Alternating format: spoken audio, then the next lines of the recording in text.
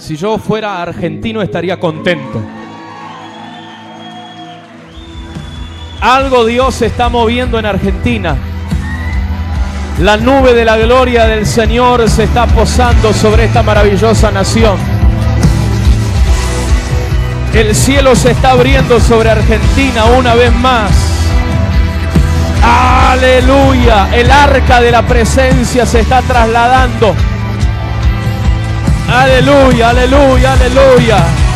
Y yo no vine a traer el arca, yo vine a disfrutar de lo que Dios está haciendo ya en esta nación. Yo vine como profeta de Dios a disfrutar y a edificar sobre lo que Dios ya está construyendo en esta preciosa nación de Argentina. El tiempo del despertar, el tiempo del reverdecer ya ha comenzado para esta nación. Aleluya, aleluya, aleluya. ¡Aleluya! Y Dios le está entregando a la iglesia de Argentina en esta temporada la asignación de transportar la presencia de Dios. Y ese es el mensaje que tengo para entregarles en esta noche. Llegó el momento de transportar la presencia. Decirle al de al lado, llegó el momento de transportar la presencia de Dios. Quiero enviarle los saludos de nuestros apóstoles, de nuestros padres. Les envían un fuerte abrazo.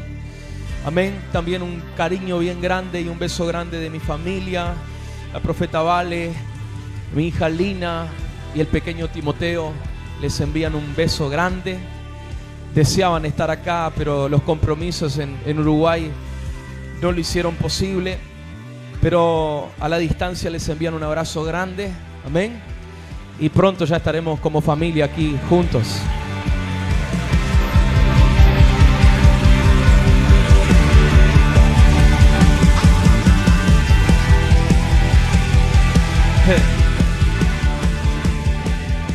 Y decí conmigo, lo que no caminaba va a empezar a caminar. Dale la mano a alguien y decirle, lo que no caminaba contigo va a empezar a caminar. Y esto lo digo como una declaración profética y como un testimonio. Porque increíblemente anoche, cuando estábamos todavía en Buenos Aires cenando antes de salir para acá a la madrugada, me hace mi esposo una videollamada y estaban en casa y pone el teléfono en la mesa y le dice, llama a Timoteo. Y le digo, hijo, Timoteo. Y empezó a caminar hacia el teléfono. ¿Puede creer que el pillo esperó que yo saliera de Uruguay para empezar a caminar? No esperó ni un día. Me fui de tarde y a las 11 de la noche el hombre ya estaba caminando. Increíble. No sabía si llorar de emoción, enojarme. Pero entendí que lo que no caminaba va a empezar a caminar. Así que en este viaje Dios va a hacer caminar lo que todavía no estaba caminando. Gloria a Dios.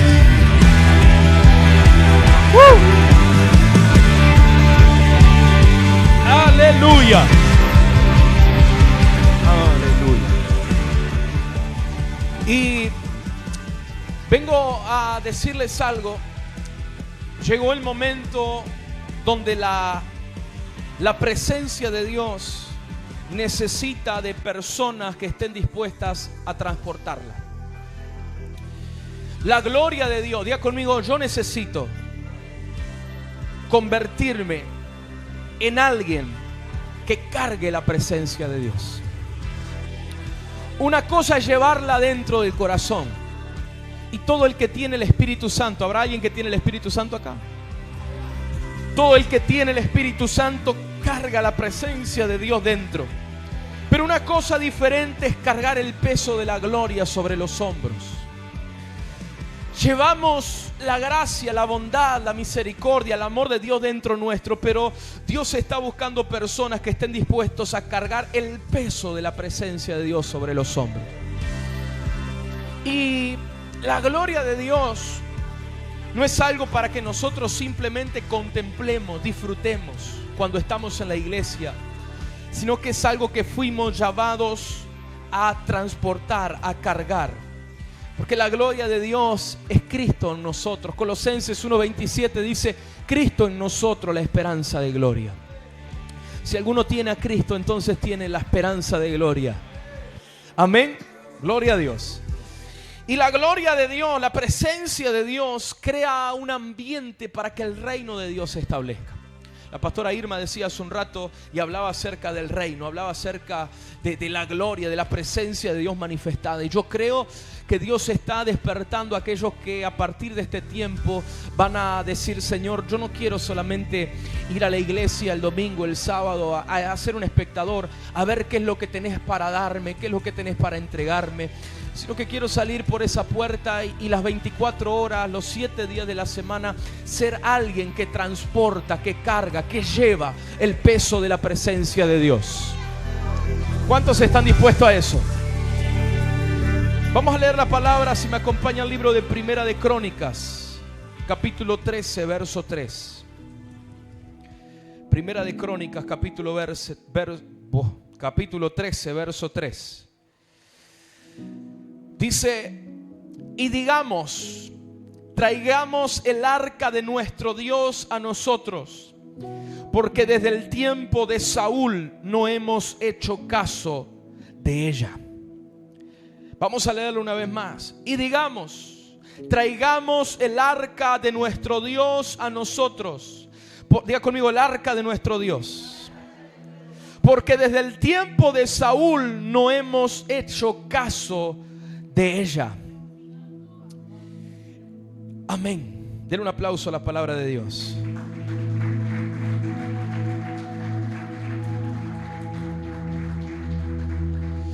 Cuando estaba sentado ahí abajo, el Señor me dijo: en este tiempo hay ciclos que se rompen y hay ciclos que comienzan. Hay tiempos que terminan y hay tiempos que empiezan. Y cuando leo esta palabra, el contexto de esta palabra es el comienzo. Diga conmigo: el comienzo del reinado del rey David. Esta palabra es el comienzo del tiempo para lo cual David había sido ungido muchos años antes. Esta palabra está escrita en el momento en el que David comienza a cumplir la función y el llamado que Dios tenía predestinado para él desde mucho tiempo antes. Y sé que en esta noche hay personas que están comenzando y que van a comenzar a hacer algo para lo cual fueron llamados desde hace mucho tiempo. Cuando Dios comienza a cumplir el llamado sobre alguien, hay prioridades que tenemos que ordenar. Cuando algo nuevo de parte de Dios comienza, yo sé que hoy hay pastores, hay líderes, hay iglesia, y esto aplica para todos. Cada vez que vas a comenzar a hacer algo, vas a necesitar ordenar tus prioridades. Cada vez que Dios marca un nuevo comienzo, diga conmigo: un nuevo comienzo. Y yo sé que la palabra nuevo comienzo está un poco trillada, es un poco cliché hablar de nuevo comienzo. Oh, siempre nuevo comienzo, sí. Pero es que Dios es un Dios de nuevos comienzos. Y un nuevo comienzo significa una nueva oportunidad para hacer algo. Y yo sé que en esta noche Dios le está dando a alguien una nueva oportunidad para hacer algo que había hecho hasta ahora de una manera, pero que a partir de este tiempo va a comenzar a hacerlo de otra forma. Los nuevos comienzos son oportunidades de parte de Dios para cambiar los sistemas, para cambiar la forma, para cambiar los diseños, pero no para cambiar la esencia. Y David, el rey David, estaba comenzando a reinar. De hecho, ya había comenzado a reinar. Ya tenía algunos tiempos, no especifica la Biblia cuándo, pero ya había comenzado a reinar. Ya la corona estaba sobre su cabeza. Tocale el hombro a alguien y decirle: ya la corona está puesta sobre tu cabeza. Ya le había caído a David el peso de la responsabilidad. Diga conmigo: el peso de la responsabilidad. Hay dos tipos de peso de lo que les voy a hablar y quiero hablarles esta noche: el peso de la responsabilidad y el peso de la gloria y el peso de la presencia. Hay un peligro en cargar, escuche esto, hay un peligro en cargar peso de responsabilidad sin cargar peso de presencia. Y en los que somos pastores, líderes, que tenemos una función en el ministerio, saben de lo que les estoy hablando. Cuando tenemos peso de responsabilidad, pero no tenemos peso de gloria, ese peso nos puede matar. Hay muchos ministerios frustrados. Hay muchas personas que se alejaron de Dios. Hay muchas personas que dejaron de hacer lo que estaban haciendo porque sintieron el peso de la responsabilidad, pero nunca tuvieron el peso del llamado, el peso de la gloria, el peso de la presencia. Y David tenía ya el peso de la corona en su cabeza. Ya David tenía el peso de un reinado sobre sus hombros. Ya David tenía el peso de la tarea, de la función. Y para algunos de ustedes su tarea, su función, su llamado puede ser un ministerio, puede ser una célula, una casa de oración, una casa saqueo, puede ser el equipo de medios, puede ser, no sé. Pero ¿cuántos dicen, yo tengo un peso de responsabilidad? Yo no soy uno que viene los domingos, los sábados a calentar una silla. Yo soy alguien que tiene las manos en el arado. Porque le voy a decir un secreto que no es tan secreto. Dios a nadie lo llamó a recibir. Si no, búsquenme en la Biblia a alguien al que Dios le diga, hijo, levántate que vas a recibir. A todo el mundo que Dios llama dice, levántate porque tienes que hacer, tienes que profetizar, tienes que predicar, tienes que ir allá. Dios a todo lo llama a hacer, a nadie Dios llamó a recibir. Nadie fue llamado a recibir. El llamado de recibidor no existe en la palabra y no debe existir en la iglesia. Dios no te llamó a sentarte en el último asiento a recibir.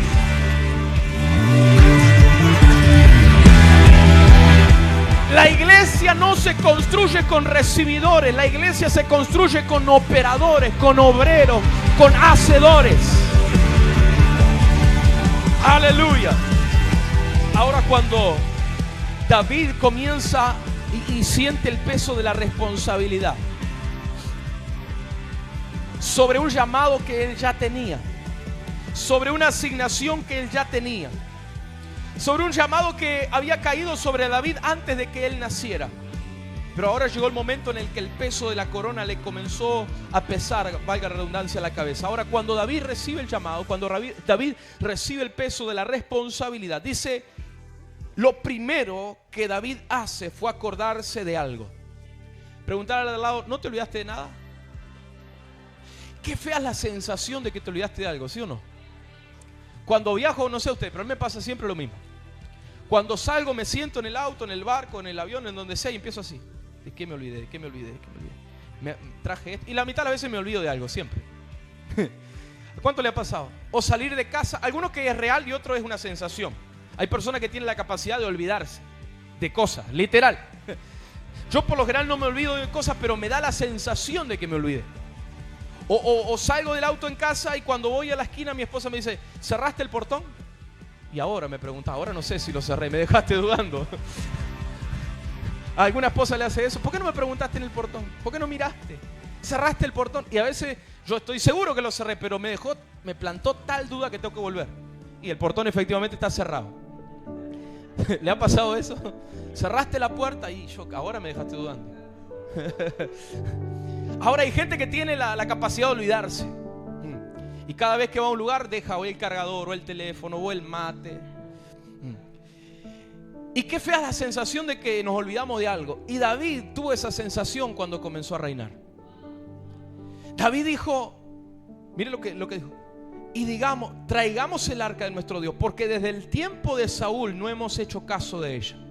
En otras palabras, desde el tiempo que gobernaba Saúl nos olvidamos de ella. No se había olvidado nada más ni nada menos que del arca de la presencia de Dios. El peso de la corona ya estaba sobre su cabeza, pero el arca estaba lejos. Y qué difícil y qué peligroso es cumplir una función cuando no tenemos lo más importante. David se había olvidado de lo más importante, pero cuando comienza a reinar, David dice, me acordé de que nos olvidamos de algo. Todo inicio para aquellos que están empezando algo de parte de Dios, para aquellos que están comenzando un ministerio, un llamado, una casa de oración, una empresa, una familia, un matrimonio, una relación, lo que sea que estés empezando. ¿Cuántos están empezando algo? Nada, no está empezando nada. Bueno, empiece. Porque seguramente si yo le pregunto si tiene sueños, si tiene metas, todos van a levantar la mano. ¿Cuántos tienen sueños acá? Levante la mano. Sueño que se esté durmiendo, no, sueño de a futuro. Todo sueño comienza a cumplirse con el comienzo de algo. Entonces, si no está empezando nada, es momento de que empiece algo. Pero todo inicio, diga conmigo, todo inicio exitoso va a depender de buscar primero la presencia de Dios. David estaba comenzando a reinar. David estaba comenzando a hacer lo que había sido llamado y predestinado a hacer. Pero entendió algo: si yo no me acuerdo de lo más importante, este reino va a fracasar. David había visto fracasar el reinado de Saúl. David había visto el fracaso con sus propios ojos. No lo vio de lejos, lo vio de cerca. Hey, diga conmigo, el fracaso es vencido con la presencia de Dios. Y siento que hay personas que en esta noche llegaron en medio de procesos de fracasos y de frustraciones. No me levante la mano ahora, pero si alguien llegó en esta temporada en medio de frustraciones, ¿qué es la frustración? Es el hecho de intentar una vez y otra vez hacer algo y que no funcione. Y en medio de un tiempo de fracaso, de intentar algo y que no termine, de empezar algo y que no termine, de construir algo y se derrumbe. Si estás pasando por un proceso de fracaso o de frustración, vengo de parte de Dios a decirte: lo único que tiene poder para romper ciclos de fracaso y frustración se llama presencia del Espíritu Santo. No son los métodos, no son la forma, es la esencia, es el poder, es la gloria, es la gracia de Dios.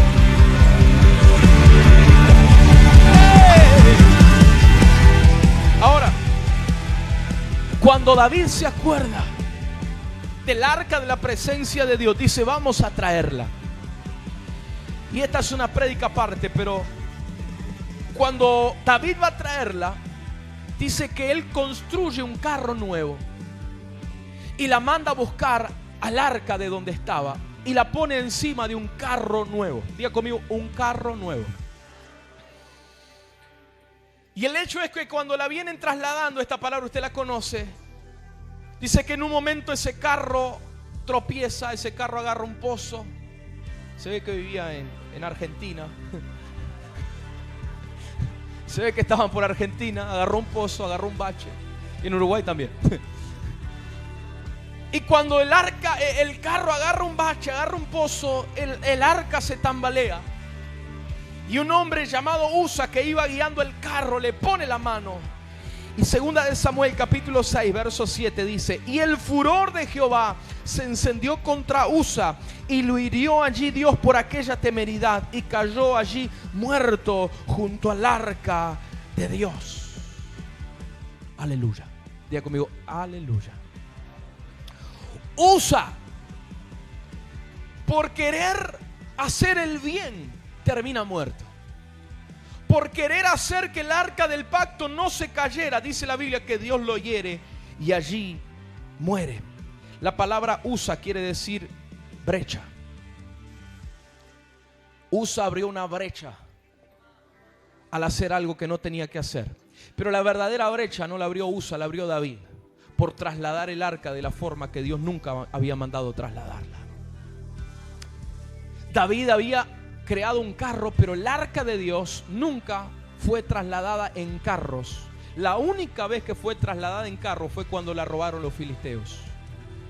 Esto es, decir al lado, esto es profundo. Entonces, cuando me pregunto ¿de dónde sacó David la idea de hacer un carro para el arca de Dios?, me doy cuenta que unos tiempos antes los filisteos hicieron un carro para trasladar el arca. Este es el problema de copiar formas. Este es el problema de... Hay gente que no está entendiendo ni nada, pero decirle al de al lado: ahora vas a agarrar.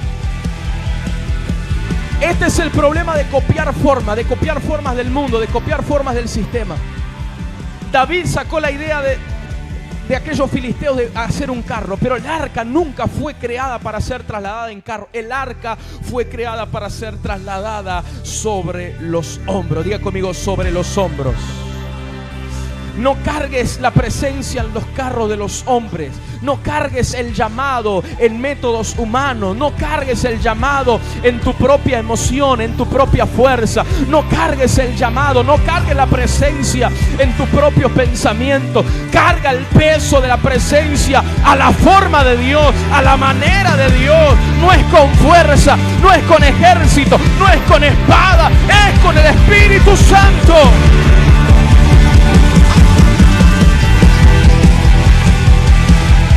A su manera.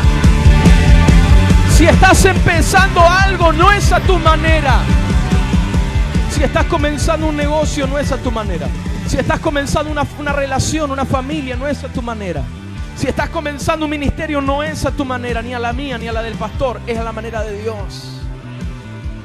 Es la única garantía de que lo que estás haciendo funcione. Decirle al lado tuyo, es a la manera de Dios.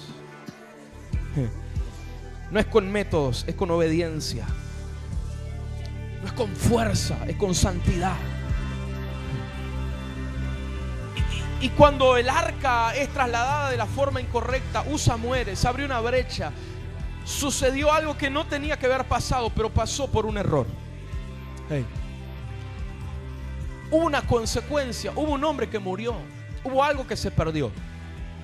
Y cuando hacemos las cosas a nuestra manera, siempre hay consecuencias. ¿Cuántos sufrieron la consecuencia de hacer algo a su manera? Gloria a Dios por el resto de los ángeles que hacen toda la manera de Dios. Después oran por todos nosotros, los que están en el fondo. ¿Cuántos han sufrido la consecuencia de empezar algo, una relación, un ministerio, a su manera y que no funcionó? Un negocio, una empresa, un trabajo, tantas cosas que lo hacemos a nuestra manera y no funciona a mi manera. A veces queremos ayudar a Dios. A veces queremos acortar camino y no es acortar camino, no es... Aleluya. Esta es otra prédica, pero...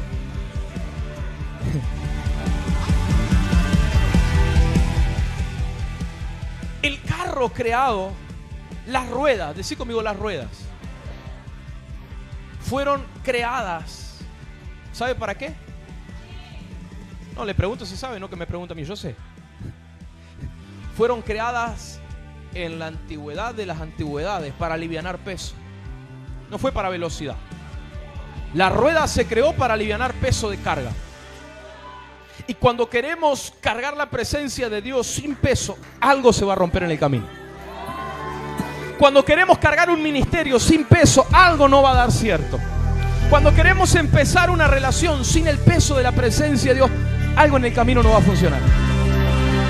Algo en el camino se va a quedar. Cuando queremos la forma, queremos que vean la forma, pero no tenemos el peso, la esencia, algo no va a funcionar. Ahora, lo que nosotros deshonramos, porque al hacer eso Usa, David, deshonraron el peso de la presencia de Dios. Lo que nosotros deshonramos, alguien lo va a honrar. Lo que nosotros hacemos mal, alguien va a hacerlo bien. Mira lo que dice 2 de Samuel, capítulo 6, verso 12. Cuando el arca es trasladada a la casa de un hombre llamado Obed-Edom, que no tenía nada que ver con el arca, que no estaba preparado para eso, pero justo tuvo la fortuna de que Usa cayó cerca de la casa. y él no tenía nada que ver. Pero cuando Usa cayó, la casa más cercana a la de este hombre, dijeron, ¿a dónde ponemos el arca? Vamos a dejarla ahí. Y recibió un regalo inesperado.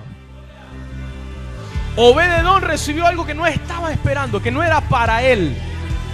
Una bendición que no era para él.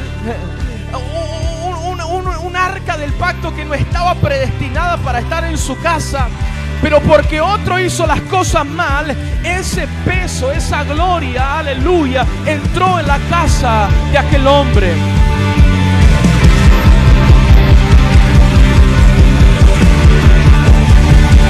Yo sé que hay Obed-Edom en este lugar esta noche. Hay Obed-Edom que no vinieron a buscar otra cosa, pero que el arca de la presencia está a punto de entrar en tu... El arca de la presencia está a punto de...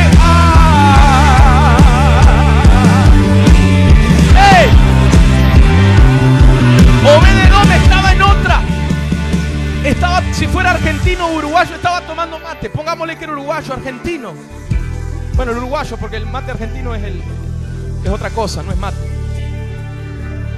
Solo el de la pastora Gaby, que le pone coco rallado y una cosa, eso sí es mate. Estaba Obed-Edom en otra y le golpearon la puerta de la casa. ¿Qué pasó? Tengo esto, tiene que quedar acá. ¿Qué es eso? No sé, pero tiene que quedar. Dijo el rey que va a tener que quedar acá. Pónganlo ahí. Le preparó un lugar, dijo, vamos a dejarla ahí. Y se fueron. Le dejaron el paquete a Obed-Edom y se fueron. Hasta que apareció un chusma santo. No existe el chusmerío santo, pero este era un chusma santo. Segunda de Samuel 6:12. Fue dado aviso al rey David diciendo: Jehová ha bendecido la casa de Obed-Edom y todo lo que tiene a causa del arca de Dios. Le dijeron a David: David, ¿te acordás del arca? Sí. ¿Te acordás que la dejamos la casa de Obed-Edom? Sí. Bueno, ese hombre fue bendecido y todo lo que tiene fue bendecido por el arca que pusimos ahí. Dios está comenzando a bendecir la casa de aquellos que honran la presencia de Dios. Aquellos que honran, aquellos que aman, aquellos que le preparan un lugar, un espacio para la presencia de Dios, van a comenzar a experimentar la bendición del Eterno.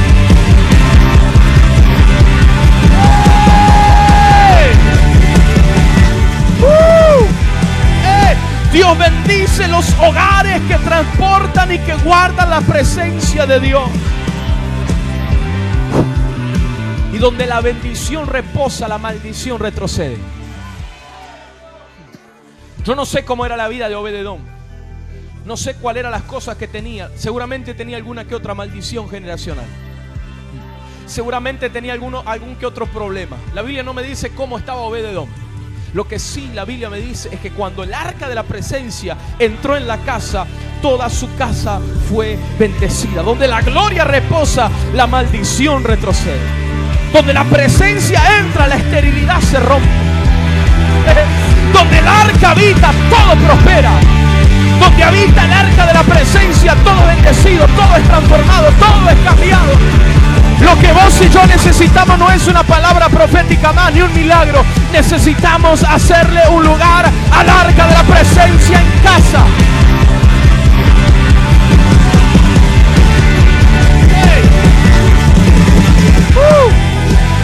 Y cuando David se entera de esto,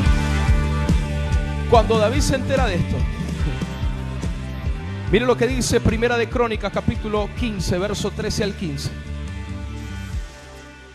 David recapacita. Diga conmigo: Dios es un Dios de segundas oportunidades.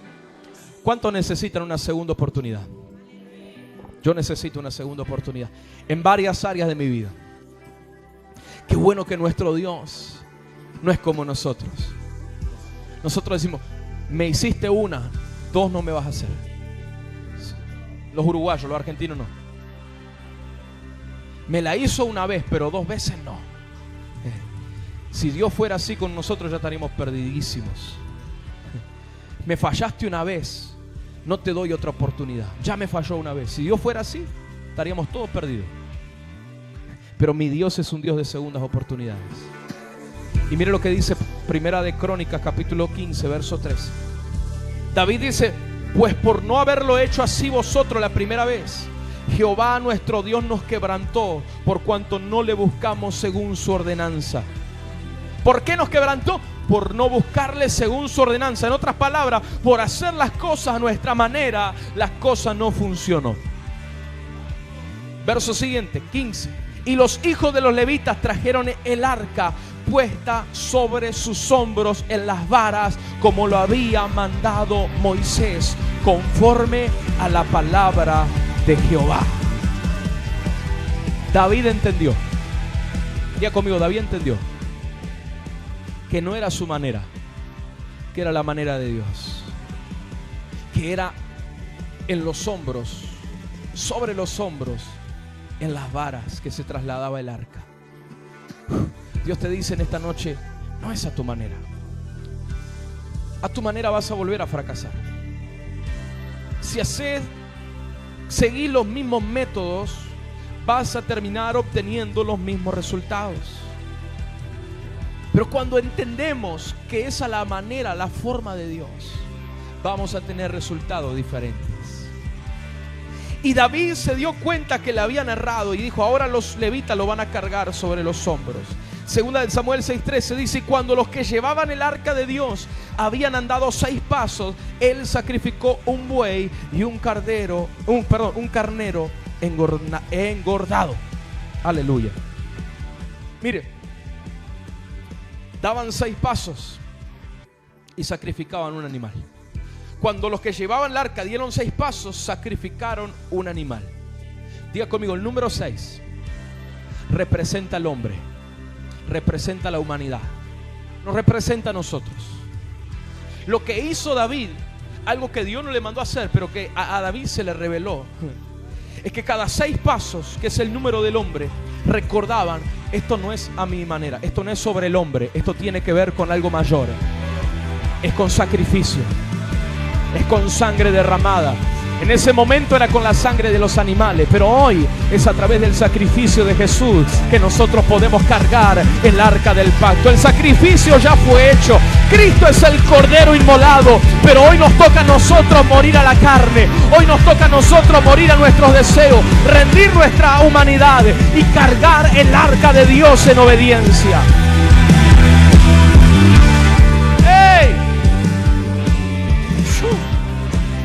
Verso 14. Y David danzaba con toda su fuerza delante de Jehová. Y estaba David vestido con un efod de lino.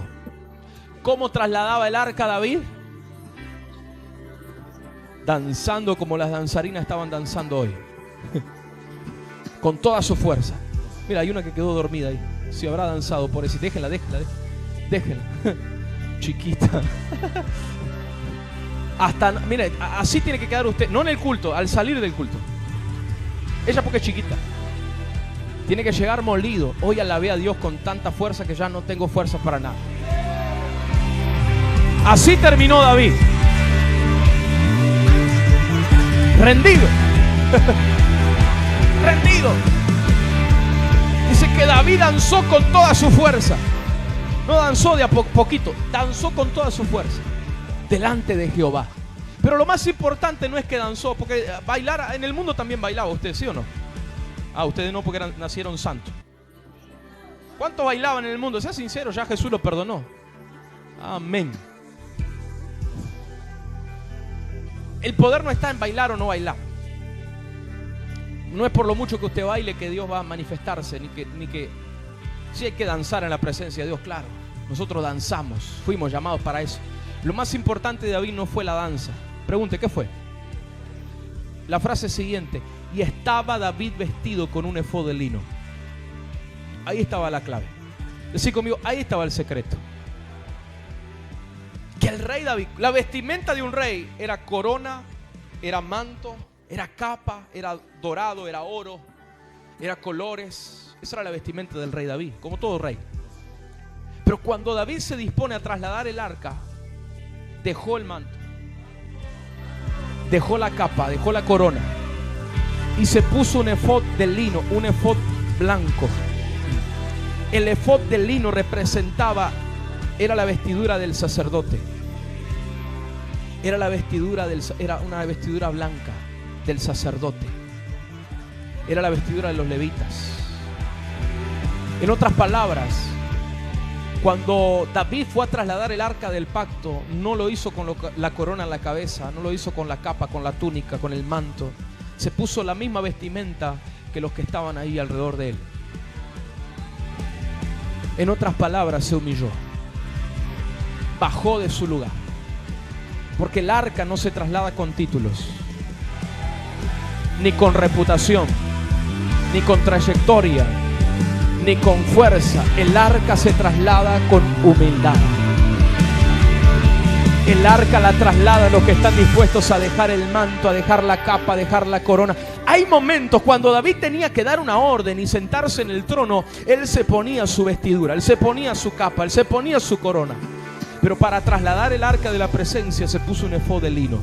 Se vistió como todos los demás. Y cuando lo veían en la multitud, nadie distinguía quién era el rey y quién era el levita. Lo único que lo distinguía era la danza.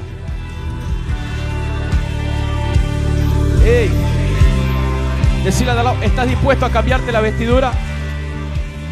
Porque no es por título, es con humildad, no es por apariencia, es con quebranto que se traslada el arca de la presencia de Dios. Ahora, David tenía dos sentimientos cuando leemos el contexto. Tenía temor y tenía tristeza. Tenía temor por lo que había pasado y tenía tristeza porque un inocente había muerto como consecuencia de un error suyo. Pero eso, los sentimientos, la emoción de David no fueron impedimento para que él danzara con toda su fuerza. La danza de David no era porque él estuviera súper contento, era porque estaba haciendo algo mucho mayor que él.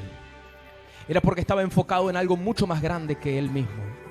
Estaba enfocado en el arca de la presencia de Dios. Por eso tu culto y mi culto, mi adoración, tu adoración no puede depender de cuán contento viniste a la iglesia, de cuán linda está tu casa, de cuánto dinero tenés en el bolsillo. Si fuera por eso, miren, ni levantaríamos las manos. Pero mi adoración va más allá de mi situación, va más allá de mi emoción, va más allá de mi sentimiento, va más allá de mi economía. Mi adoración es al nivel del Dios que recibe la adoración. Y si Él es el más alto, Él es el altísimo, Él es el más grande, Él es el más poderoso, mi adoración no es a mi nivel, mi adoración es a su nivel.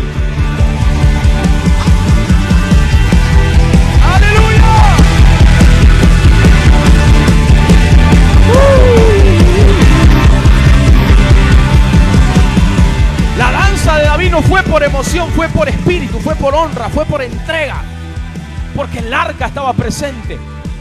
Ahora mire lo que pasa. Segunda de Samuel, capítulo 6, verso 20. Volviendo luego David para bendecir su casa, salió Mical a recibir a David, diciendo: cuán honrado ha quedado hoy el rey de Israel. Mire qué irónica.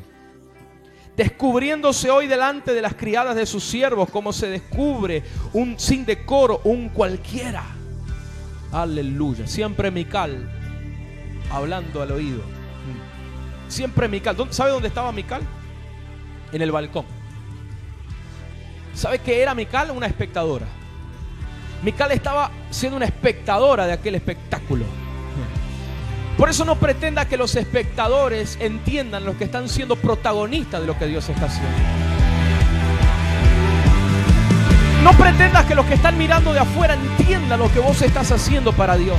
No pretendas que aquel que no conoce a Dios, que aquel que está en tu casa, aquel que está alrededor tuyo entienda. Te va a criticar. Lo único que va a ver es alguien haciendo algo loco. Otra vez a la iglesia, tantas horas en la iglesia, otra vez orando, otra vez con esa música. Aleluya. Las Mical no entienden la entrega, los sacrificios de los David. Los que tienen el espíritu de crítica, los que tienen el espíritu de confusión, no van a entender lo que está pasando. Aleluya. Pero mire, lo importante no es que ellos entiendan, lo importante es que vos entiendas. Entonces David le respondió a Mical: fue delante de Jehová. David estaba loco, mire.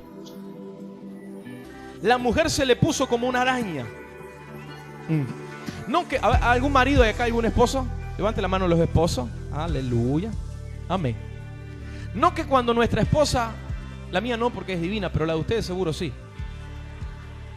No que cuando nuestra esposa nos confronta o nos dice algo así como David: ay, qué lindo, cómo dejaste todo desordenado. Ahí viene la sirvienta. No, tranquilo que mañana viene Marta a limpiar. ¿Le dice eso a usted? A mí me dice: dejá así, qué bonito, cómo dejaste todo tirado. Mañana viene la sirvienta, vos tranquilo. Aleluya, me sé clarito el verso.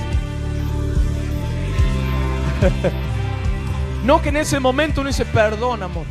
Perdón, ya lo acomodo. Porque uno no quiere entrar en confrontación. ¿Sí o no? Marido, no me dejen solo ahora. Pastor, por favor. Sí, amor, tenés razón. La última palabra la tiene hombre. Tenés razón. Eso es lo que tendemos a hacer nosotros.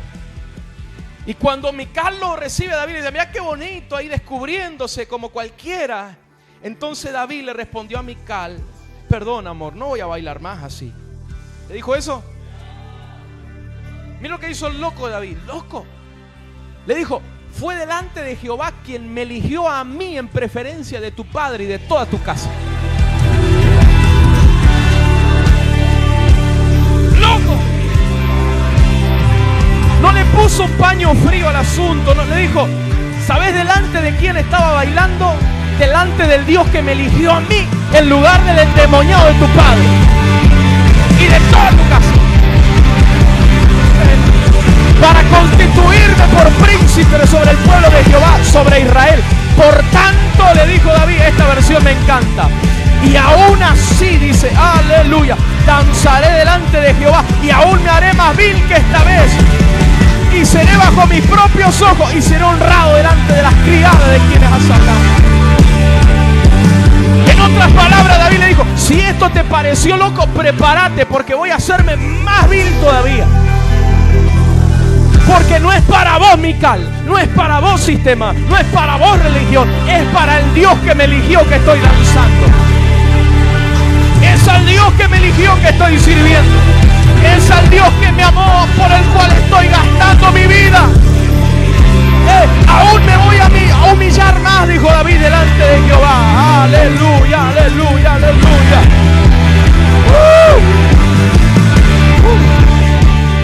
¿Sabe lo que pasó acá? Ya estoy terminando. ¿Sabe lo que pasó acá? Diga conmigo: un conflicto de identidad. Un problema genético pasó acá. Un conflicto de ADN. ¿Sabe quién era Mical? La hija de Saúl. Y el espíritu de Saúl es contrario al espíritu de David. El espíritu de religión, el que tiene forma pero no tiene esencia, es contrario al espíritu de Dios. Escuche, mire lo que dice 2 de Samuel capítulo 6 verso 23, verso siguiente: y Mical, hija de Saúl, nunca tuvo hijos hasta el día de su muerte. Y aquí va el cierre. Escuche, ¿está despierto? Levante la mano que está dormido. Hay dos, gloria a Dios. Aquí está lo terrible. Luego de eso, el verso siguiente, ¿qué pasó con Mical? No sabemos. Lo que sí sabemos es que lo que la Biblia dice: y hasta el día de su muerte nunca tuvo hijos. Los comentaristas, los estudiosos dicen que no fue un castigo físico. No dice que Dios la dejó estéril, como dice en otros lugares.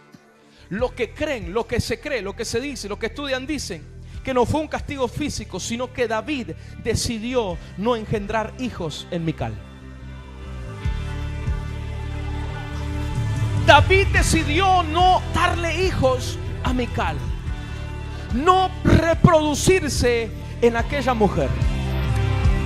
La pregunta obvia es: ¿por qué David decidió no entreverar, mezclar su ADN con el ADN de Mical? La respuesta obvia es: David y Mical tenía el ADN de Saúl. Por eso esto es un conflicto de genética. Mical tenía el ADN de Saúl y David sería el, no es descendiente, lo que como es al revés, el descendedor. Eso, gracias. David sería el ascendiente de aquel que se llamaría el hijo de David, mi Salvador Jesucristo. Mi Salvador Jesucristo proviene, es la raíz de David. Él proviene de la genética de David. Aleluya. Y lo que viene de Dios no se puede mezclar con la genética del sistema.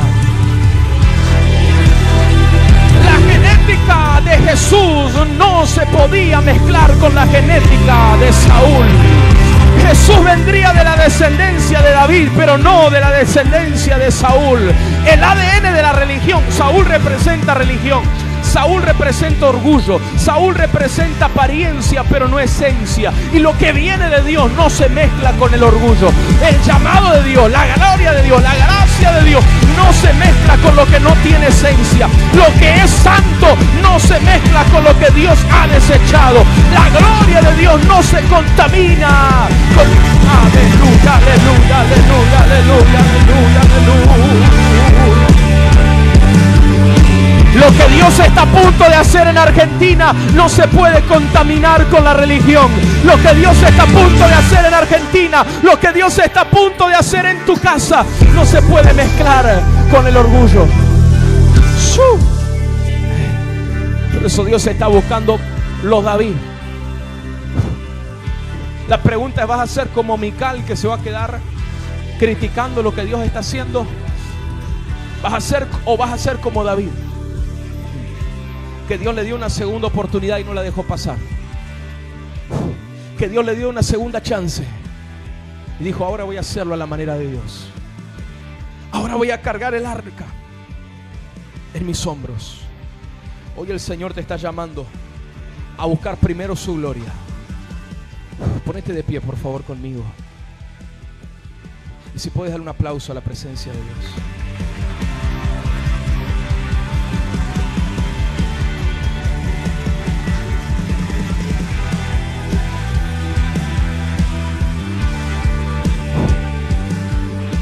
Dios hoy está llamando a los que están comenzando algo, a los que comenzaron algo, pero se habían olvidado de lo más importante, de la presencia de Dios. Dios hoy está llamando a los que dicen: yo no quiero cargar el arca de Dios sobre un carro nuevo, sobre métodos humanos, sobre mi fuerza. Yo quiero hacerlo a la manera de Dios. Yo quiero ponerlo sobre mis hombros. Yo quiero honrar la presencia de Dios como la honró Obed-edom. Yo quiero prepararle un lugar en mi casa, en mi matrimonio, en mi familia, en mi negocio, en mi empresa, en el llamado, en el ministerio. Quiero prepararle ese lugar para el arca de la presencia. Dios está llamando a esas personas esta noche. A los que saben que que el arca de Dios se está moviendo en Argentina, que la nube de la gloria se está moviendo en Argentina, pero no quieren ser espectadores de lo que Dios va a hacer. Yo creo en el avivamiento que ya está comenzando a suceder en esta nación. Yo creo en la multiplicación porque la vi en el Espíritu. La multiplicación que está viniendo. Aleluya, aleluya. Yo creo en la cosecha que viene sobre Argentina después de los años de sacudimiento que han pasado. Y ya estamos comenzando a ver esos primeros frutos llegar. Pero yo creo que hay una iglesia que se despierta, no para ser espectador de esa nube. Cuando la nube de la gloria descendió sobre el monte Sinaí, había muchos espectadores debajo. Muchos estaban mirando aquella nube, pero solo uno estaba metido adentro de esa nube, y ese era Moisés. Dios está llamando a esos, a los que dicen: yo no quiero ir al domingo a la iglesia a escuchar una palabra e irme.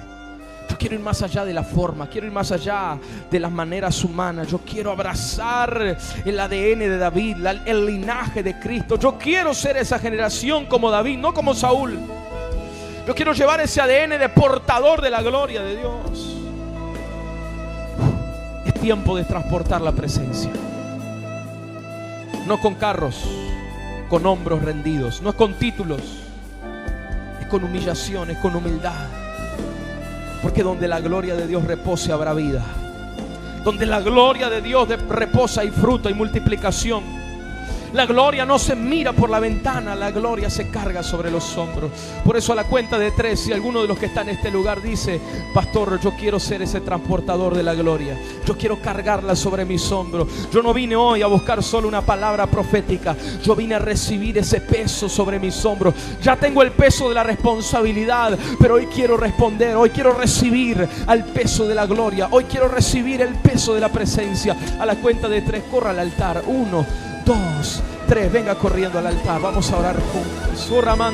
Pase hablando en lengua si va a pasar. Y si se va a quedar en su asiento, ore, adora al Señor ahí en su lugar. Adora al Señor ahí en su lugar. Pero no sea espectador. No hay lugar para Mical esta noche. No hay lugar para Mical. Hay lugar solo para los que dicen: yo quiero transportar esa presencia. Oh, Rana Matarabaco.